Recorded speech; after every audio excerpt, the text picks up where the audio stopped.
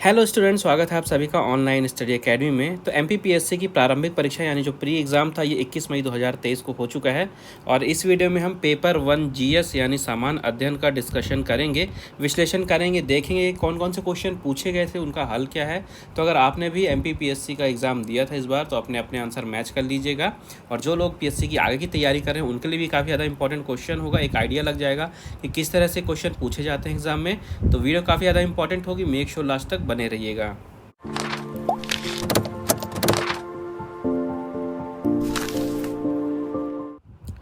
तो यहाँ पे देखिए, सबसे पहला क्वेश्चन है, कौन सा शहर दक्षिण Africa India field training exercise यानी कि एफ इंडेक्स 2023 के दूसरे संस्करण का मेजबान था। तो यहाँ से आप देखिए दो चीज़ पढ़ सकते हैं कि एक जो एक्सरसाइज है एफ इंडेक्स 2023 ये भारत और दक्षिण अफ्रीका के बीच में एक एक्सरसाइज थी और इसका दूसरा संस्करण हुआ है, मेजबान था पुणे। फिर अब भारतीय सेना ने मध्य प्रदेश के किस स्थान पर क्वांटम प्रयोगशाला की स्थापना 2021 में की थी? तो ये स्थान है महू। फिर मध्य प्रदेश में वैश्विक निवेश शिखर सम्मेलन 2023 ये किस स्थान पर आयोजित हुआ था? तो ये हुआ था इंदौर में। नेक्स्ट है, भारतीय लोकसभा के प्रथम अध्यक्ष कौन थे? तो ये थे गणेश वासुदेव मावलंकर जी। फिर है, खाद्य और कृषि संगठन यानी FAO इसका मुख्यालय किस शहर में है यह बताना है। तो इसका मुख्यालय रोम यानी कि इटली में। फिर है, 2017 से आरंभ सौभाग्य योजना किस मंत्रालय से संबंधित है? तो यह संबंधित है विद्युत मंत्रालय से। फिर वर्तमान में यानी अप्रैल 2023 के दौरान भारतीय थल सेना अध्यक्ष कौन है अभी प्रेजेंट में? तो अभी जनरल मनोज पांडे जी भारतीय थल सेना अध्यक्ष हैं। फिर हॉकी खेल के लिए वर्ष 2020 के लिए लाइफ टाइम द्रोणाचार्य पुरस्कार किसको प्रदान किया गया था? वर्ष याद रखिएगा, 2020 का पूछा था। तो राइट आंसर है जूड फेलिक्स सेबेस्टियन। फिर है, फीफा विश्व कप 2022 में गोल्डन बॉल पुरस्कार किसने जीता है? ये थे अर्जेंटीना के कैप्टन लियोनेल मेसी। फिर है, किस स्तूप के तोरण द्वार पर अशोक एवं उसकी 2 रानियों के साथ बोध वृक्ष तीर्थ यात्रा का अंकन मिलता है? यह है सांची स्तूप। फिर अब प्रसिद्ध स्वतंत्रता सेनानी भागीरथ सिलावट, शहादत खान एवं वंश गोपाल का संबंध किस स्थान से है? तो इनका संबंध है इंदौर से। फिर किस अरब लेखक ने कलचुरी शासक गंगे देव एवं उसकी राजधानी त्रिपुरी का विवरण दिया था? तो ये लेखक था अल बिरूनी। नेक्स्ट है, निर्मल वर्मा पुरस्कार मध्य प्रदेश सांस्कृतिक विभाग द्वारा किस क्षेत्र में दिया जाता है? तो ये दिया जाता है भारतीय प्रवासी द्वारा हिंदी भाषा का प्रचार एवं विकास के क्षेत्र में। फिर है, कौन सा राष्ट्रीय उद्यान आधिकारिक तौर पर भूर सिंह द बारासिंघा नामक एक शुभंकर पेश करने वाला भारत का पहला राष्ट्रीय उद्यान है? तो यह है कान्हा राष्ट्रीय उद्यान। फिर है, पंडित द्वारका प्रसाद मिश्र किस समाचार पत्र के मुख्य संपादक थे? तो ये लोकमत के मुख्य संपादक थे। नेक्स्ट है, धर्म राजेश्वर स्मारक किस प्राचीन नगर से संबंधित है? तो ये संबंधित है दासपुर से। फिर है, आनंद सिंह श्याम एवं घनैया बाई ये जो कलाकार हैं इनका संबंध किस कला से है? इनका संबंध है गोंड चित्रकला से। अब ध्यान दीजिएगा, अगर आपको इस पेपर का PDF चाहिए तो जो पेपर और इसका सॉल्यूशन इसका कंप्लीट PDF है ये मैं ऑनलाइन स्टडी एकेडमी के टेलीग्राम ग्रुप पे सेंड कर दूंगा, आप वहाँ से डाउनलोड कर सकते हैं। अगर आपने अभी तक ग्रुप को ज्वाइन नहीं किया है तो उसकी लिंक आपको डिस्क्रिप्शन में मिल जाएगी, वहाँ से आप ज्वाइन कर सकते हैं। तो इस न्यूज़पेपर के अलावा और भी जो दूसरे वीडियोस आते हैं, इंपॉर्टेंट मैगजीन न्यूज़पेपर हैं, करंट अफेयर है, सब कुछ आपको टेलीग्राम चैनल पर मिल जाएगा, वहाँ पे ज़रूर ज्वाइन करिएगा। आगे बढ़ते हैं, आपको बताना है कि जो आयुष आपने सुना होगा, तो आयुष का संक्षिप्त रूप है आयुष। तो आपको बताना है इसका फुल फॉर्म क्या है। तो आयुष का फुल फॉर्म है आयुर्वेद, योग और प्राकृतिक चिकित्सा, यूनानी, सिद्ध और होम्योपैथी।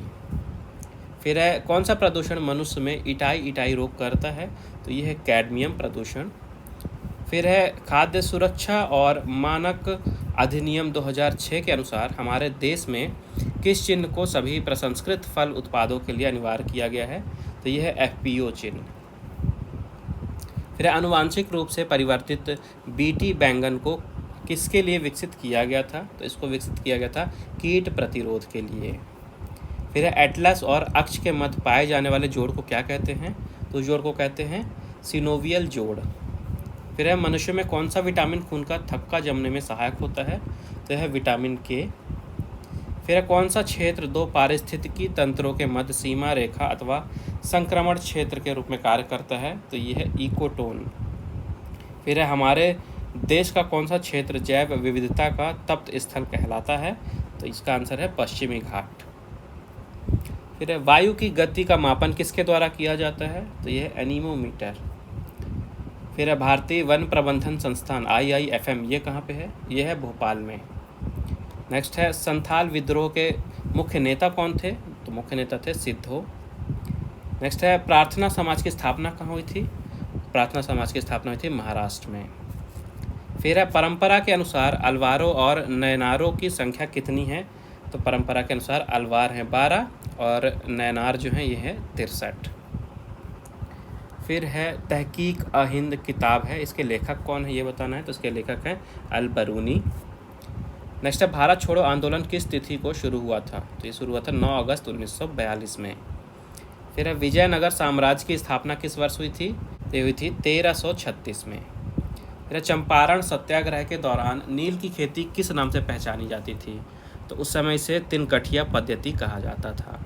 नेक्स्ट है पोथी पढ़ पढ़ जग मुआ पंडित भया न कोय ढाई आखर प्रेम का पढ़े सो पंडित होए। ये पंक्तियाँ किसने लिखी थी ये बताना है। तो ये पंक्तियाँ हैं कबीरदास जी की। फिर है परमहंस मंडली की स्थापना किस राज्य में हुई थी? तो ये स्थापना हुई थी इसकी महाराष्ट्र में। इसके बाद मध्य प्रदेश राज्य पिछड़ा वर्ग आयोग अधिनियम 2021 के अंतर्गत कितने अशासकीय सदस्य हो सकते हैं? यहाँ पे टोटल 5 अशासकीय सदस्य हो सकते हैं। नेक्स्ट है राज्य मानवाधिकार आयोग के सदस्यों की नियुक्ति हेतु गठित समिति की अध्यक्षता कौन करता है? तो मुख्यमंत्री करते हैं इस समिति की अध्यक्षता। फिर है सतर्कता के क्षेत्र में केंद्रीय एजेंसी इसको सलाह एवं मार्गदर्शन देने हेतु केंद्रीय सतर्कता आयोग की स्थापना किसकी अध्यक्षता वाली समिति की सिफारिश पर आधारित है? तो ये के संथानम की अध्यक्षता वाली समिति की सिफारिश पर आधारित है। फिर भारतीय संविधान के किस अनुच्छेद के अंतर्गत राष्ट्रीय अनुसूची जाति आयोग का गठन किया गया था? तो अनुच्छेद 338 के अंतर्गत राष्ट्रीय अनुसूचित जाति आयोग का गठन किया गया था। नेक्स्ट है भारत के नियंत्रक और महालेखा परीक्षक के वेतन एवं सेवा शर्तें कहाँ पर विनिर्दिष्ट हैं? तो ये भारत के संविधान के द्वितीय अनुसूची में विनिर्दिष्ट हैं। नेक्स्ट है नीति आयोग के उपाध्यक्ष की नियुक्ति कौन करता है? तो भारत के प्रधानमंत्री नियुक्ति करते हैं नीति आयोग के उपाध्यक्ष की।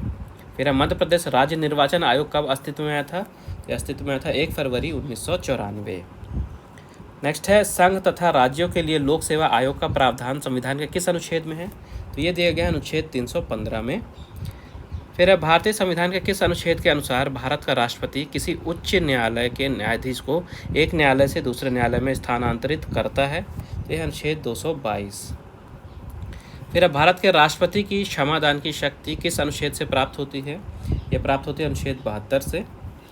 नेक्स्ट है मौलिक अधिकारों के बारे में निम्नलिखित शब्द किसने कहे थे कि एक मौलिक अधिकार को उस क्षण की किसी विशेष कठिनाई के दृष्टिकोण से नहीं देखा जाना चाहिए बल्कि एक ऐसी चीज़ के रूप में देखा जाना चाहिए जिसे आप संविधान में स्थायी बनाना चाहते हैं? तो ये कहा था पंडित जवाहरलाल नेहरू जी ने। फिर भारतीय संविधान का कौन सा अनुच्छेद राष्ट्रपति के महाभियोग से संबंधित प्रावधानों को प्रदान करता है? तो ये है अनुच्छेद 61।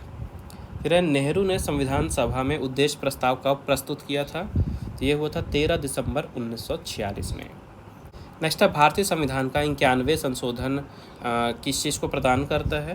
तो इसमें ये बताया गया कि मंत्रिपरिषद की संख्या को सीमित करना। ठीक है, तो 91वां जो संशोधन किया गया था वो मंत्रिपरिषद की संख्या को सीमित करने के लिए किया गया था। फिर किस अधिनियम ने प्रांतों में द्वैध शासन प्रणाली की स्थापना की थी? तो ये भारत सरकार का 1919 का अधिनियम था। फिर यह किसने कहा था कि संविधान सभा अकेले ही देश के लिए एक स्वदेशी संविधान का निर्माण कर सकती है तथा सही मायने में और पूरी तरह से लोगों की इच्छा का प्रतिनिधित्व कर सकती है? ये कहा था महात्मा गांधी जी ने। फिर 90 ईस्ट रिज, ये कौन से महासागर में है? तो 90 ईस्ट रिज है हिंद महासागर में। फिर बताना आपको कि एशिया में निम्नलिखित में से कौन सा देश ऐसा है जहाँ पे स्थल रुद्ध यानी कि लैंडलॉक वो देश नहीं है? ठीक है, जो 4 ऑप्शन देखे हैं आपको बताना है कि इनमें से कौन सा देश जो है वो लैंडलॉक नहीं है।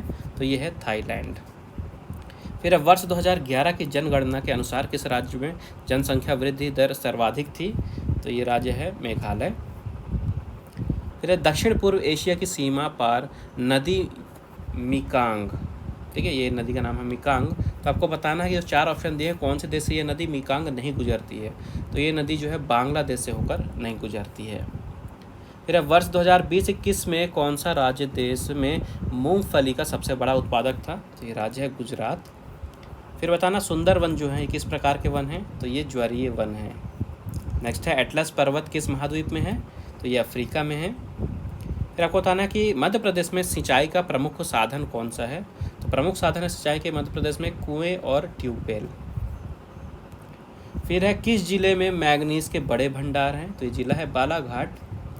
नेक्स्ट है बीना नदी किस नदी की सहायक नदी है, तो बेतवा नदी की सहायक नदी है बीना। फिर है मध्य प्रदेश का कौन सा जिला वर्षा ऋतु में अधिक वर्षा प्राप्त करता है, तो ये है मंडला जिला। फिर है भौगोलिक क्षेत्रफल के प्रतिशत के रूप में मध्य प्रदेश के किस जिले का वन क्षेत्र सर्वाधिक है, ये जिला है श्योपुर। फिर है मध्य प्रदेश का कौन सा जिला कपास और केले के उत्पादन के लिए प्रसिद्ध है, तो यह है बुरहानपुर। नेक्स्ट है निम्नलिखित में से किस जनजाति को आदर के साथ कुटिया पटेल के रूप में संबोधित किया जाता है, तो ये जनजाति है सहरिया। फिर है मध्य प्रदेश सरकार की लाडली बहना योजना के अंतर्गत योग्य महिलाओं को कितनी राशि दी जाएगी, तो उनको हर महीने 1000 रुपये दिए जाएंगे। फिर है जनगणना 2011 के अनुसार मध्य प्रदेश का न्यूनतम जनसंख्या घनत्व वाला जिला कौन सा है, तो यह है डिंडोरी जिला। फिर है भारत में कोयले के सकल उत्पादन के संदर्भ में मध्य प्रदेश का कौन सा स्थान है, तो मध्य प्रदेश है 4थे नंबर पे। फिर है आपको बताना है कि मध्य प्रदेश में कितनी बार राष्ट्रपति शासन लागू किया गया है, तो मध्य प्रदेश में टोटल अभी 3 बार राष्ट्रपति शासन लागू किया जा चुका है। नेक्स्ट है मध्य प्रदेश में ग्राम पंचायत घोषित होने के लिए न्यूनतम जनसंख्या कितनी है, तो न्यूनतम 1000 जनसंख्या होनी चाहिए। फिर आपको बताना है कि मध्य प्रदेश के प्रथम मुख्यमंत्री कौन थे, तो प्रथम मुख्यमंत्री थे रविशंकर शुक्ल जी। फिर है मध्य प्रदेश में पहली महिला राज्यपाल कौन थी, तो पहली महिला राज्यपाल थी सरला ग्रेवाल। फिर आपको बताना है कि निम्नलिखित में से कौन सा एक आभासी सहायक का उदाहरण नहीं है, तो अलेक्सा है, कोर्टाना है, सिरी है। जो कार्टेसा है ये एक आभासी सहायक नहीं है। फिर आपको बताना है कि कृत्रिम बुद्धिमत्ता यानी आर्टिफिशियल इंटेलिजेंस के जनक कौन हैं, तो जनक हैं जॉन मैकार्थी। नेक्स्ट है अखरानी और मथवार पहाड़ियों के मध्य किस नदी में गहरी कंदरा बनाई है, तो ये नदी है नर्मदा। फिर यहाँ पे आपको 2 पेयर दिए हैं, आपको बताना है कि कौन कौन सा पेयर यहाँ पे सही है। तो शीश महल ट्रॉफी क्रिकेट सही है, यादविंद्र कप हॉकी सही है, रोवर्स का फुटबॉल सही है। इसके अलावा जो रंगास्वामी कप पोलो दिया हुआ ये गलत है। फिर आपको बताना है यहाँ पे फिर से 2 पेयर दिए हैं, बताना है कौन सा युग्म यहाँ पे युग्म होगा, कौन सा युग्म गलत है। तो तुलसी शोध संस्थान भोपाल दिया हुआ है, ये पेयर गलत है। फिर निम्नलिखित में से कौन सा कथन प्रसिद्ध डोकरा कला के लिए सही नहीं है, तो यहाँ पे देखिए जो तीसरा स्टेटमेंट है, यह विवाह समारोह से जुड़ी एक सजावटी कपड़ा कला है, यह डोकरा कला से संबंधित सही कथन नहीं है। फिर है निम्नलिखित में से किस स्थान पर बौद्ध गुफाएं स्थित नहीं है, तो इसका राइट आंसर होगा सांची। फिर आपको बताना है किस वर्ष रिजर्व बैंक का राष्ट्रीयकरण किया गया था, तो 1949 में किया गया था रिजर्व बैंक का राष्ट्रीयकरण। फिर राष्ट्रीय मानवाधिकार आयोग के संदर्भ में कथनों का विश्लेषण कीजिए। पहला कथन है मानवाधिकार आयोग मानवाधिकार के क्षेत्र में कार्यरत संस्थाओं को प्रोत्साहित करता है। दूसरा कथन है कि आयोग का काम मानवाधिकार क्षेत्र में अनुसंधान करना भी है। तो यहाँ पे देखिए दोनों कथन आपके सही हैं, तो राइट आंसर होगा दोनों कथन सही है। फिर है निम्नलिखित में से कौन राज्य का मुख्य सूचना आयुक्त या राज्य सूचना आयुक्त नहीं हो सकता है, तो राज्य क्षेत्र के विधानमंडल का जो सदस्य है ये राज्य का मुख्य सूचना आयुक्त या राज्य सूचना आयुक्त नहीं हो सकता है। फिर है निम्नलिखित में से कौन सा औद्योगिक विकास और विदेशी व्यापार का लाभ है, तो बढ़ी हुई प्रतिस्पर्धा ये है औद्योगिक विकास और विदेशी व्यापार का लाभ। फिर आपको बताना अगले क्वेश्चन में भारत में पवन ऊर्जा क्षमता के संबंध में 4 कथन दिए गए हैं, तो आपको बताना कौन सा कथन सही नहीं है। तो यहाँ पे देखिए जो लास्ट ऑप्शन है ऑप्शन 4 पवन ऊर्जा क्षमता में मध्य प्रदेश का देश में तीसरा स्थान है, ये वाला आपका कथन गलत है, बाकी 3 सही दिए हुए हैं। फिर है भारत में लौह अयस्क के संबंध में निम्नलिखित में से कौन सा कथन सही नहीं है, तो देश के लौह अयस्क के कुल संचित भंडार का लगभग 80% झारखंड एवं ओडिशा में है। ये वाला कथन गलत है। फिर यहाँ पे सिंचाई परियोजना और उनके स्थान दिए हुए हैं, तो आपको बताना है कि कौन सा पेयर गलत है। तो यहाँ पे इधर दिया हुआ परियोजना और इधर दिया हुआ स्थान। तो इधर देखिए सूक्ता दिया हुआ परियोजना का नाम और स्थान का नाम दिया है बैतूल, तो ये पेयर गलत है। सूक्ता बैतूल वाला पेयर गलत दिया हुआ है। फिर मध्य प्रदेश में लौह अयस्क के संबंध में निम्नलिखित में से कौन सा सही नहीं है। तो लौह अयस्क उत्पादन में मध्य प्रदेश का देश में तीसरा स्थान है, यह कथन गलत है। फिर मध्य प्रदेश की मिट्टी के संबंध में निम्नलिखित कथनों पर विचार कीजिए। पहला कथन है बघेलखंड में लाल व पीली मिट्टी पाई जाती है। दूसरा है लाल एवं पीली मिट्टी में उर्वरता अधिक होती है। तीसरा है मालवा पठार में गहरी काली मिट्टी पाई जाती है। और चौथा है मध्य प्रदेश के उत्तरी पश्चिमी भाग में जलोढ़ मिट्टी पाई जाती है। तो आपको बताना है कि कौन कौन से कथन सही हैं। यहाँ पे देखिए बघेलखंड में लाल व पीली मिट्टी पाई जाती है, ये सही है।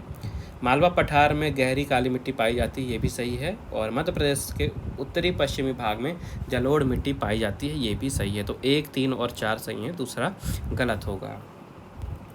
फिर निम्नलिखित में से कौन सा कथन मध्य प्रदेश की जलवायु के संबंध में सही नहीं है। तो यहाँ पे देखिए ऑप्शन 3 दिया हुआ, ग्रीष्म ऋतु में मुरैना व दतिया जिलों में तापमान कम रहता है, यह कथन गलत है।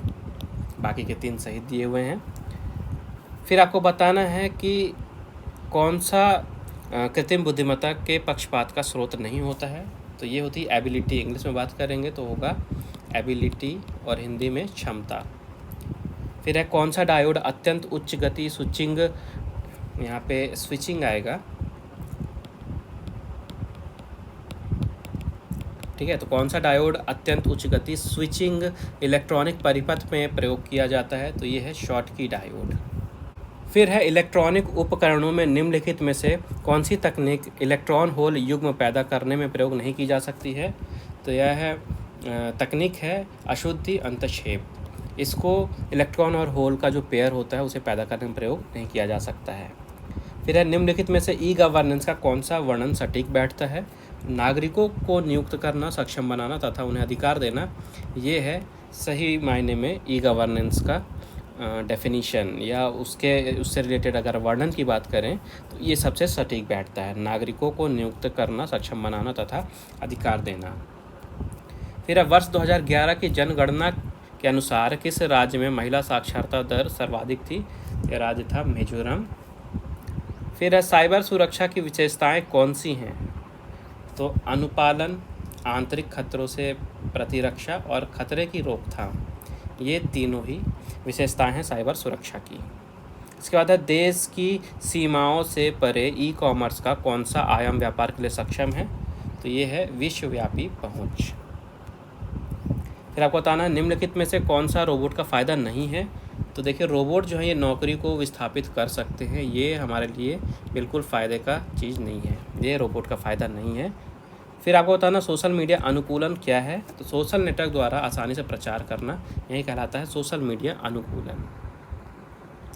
तो आज के अंक में बस इतना ही। आई होप आपको वीडियो पसंद आई होगी और आप सभी अपने आंसर मैच कर लीजिएगा। इसकी जो PDF है आपको एक बार फिर से बता देता हूँ, टेलीग्राम पे मिल जाएगी। टेलीग्राम की लिंक आपको इस वीडियो पे डिस्क्रिप्शन पे मिल जाएगी, वहाँ से आप ज्वाइन कर सकते हैं। बाकी मिलते हैं फिर किसी वीडियो में, तब तक के लिए take care and thank you guys.